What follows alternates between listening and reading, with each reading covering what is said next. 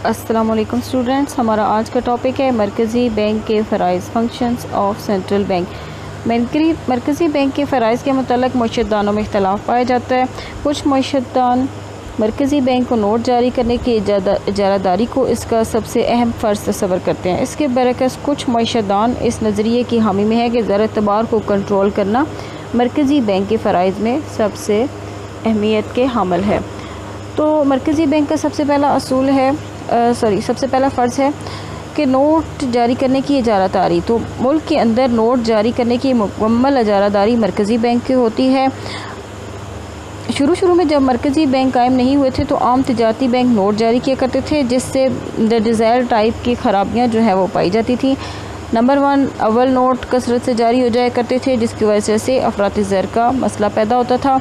दूसरा, इनके जारी करदा नोटों की ख़ास अहमियत हासिल नहीं थी। तीसरा, इनमें मुकम्मल यकसानियत नहीं थी, जिसकी वजह से लोग इसको पहचान नहीं पाते थे।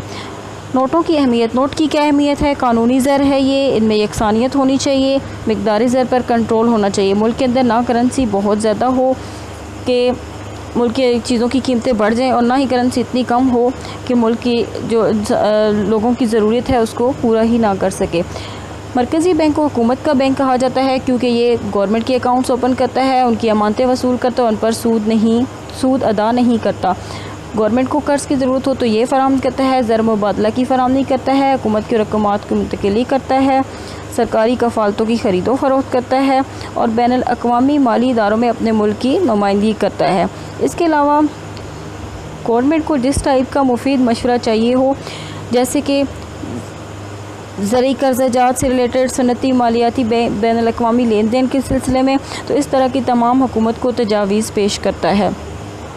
सेंट्रल बैंक को या मरकज़ी बैंक को बैंकों का बैंक भी कहा जाता है। वो कैसे? तिजारती बैंक के ज़र को महफूज करने की निगरानी करता है, बाकी बैंकों की आखिरी पनाहगाह होता है, हिसाब घर की फैसिलिटी प्रोवाइड करता है, बिल ऑफ एक्सचेंज की डिस्काउंटिंग करता है, निजी शोबों में नए बैंकों का इजरा करने की इजाज़त मरकज़ी बैंक फराहम करता है।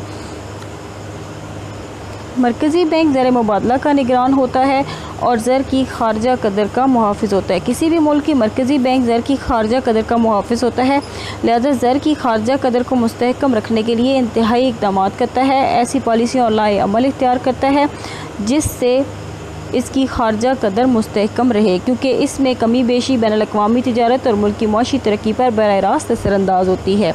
मुल्क की मुआशी मनसूबाबंदी में मरकज़ी बैंक का नहायत अहम किरदार है। ज़री और सनती तरक्की में मदद देता है, बैंकों की तरक्की में मदद देता है, इस तरह तिजारत को फ़रोग़ देता है। अमले की तरबियत के लिए मरकज़ी बैंक काम करता है, मालियाती रिपोर्ट्स तैयार करने के लिए मरकज़ी बैंक काम करता है, लिहाजा कीमतों के उतार चढ़ाव और ज़र मुबादला की सूरत हाल के पेश नज़र वक्तन फ़वक्तन रिपोर्टें तैयार करता रहता है।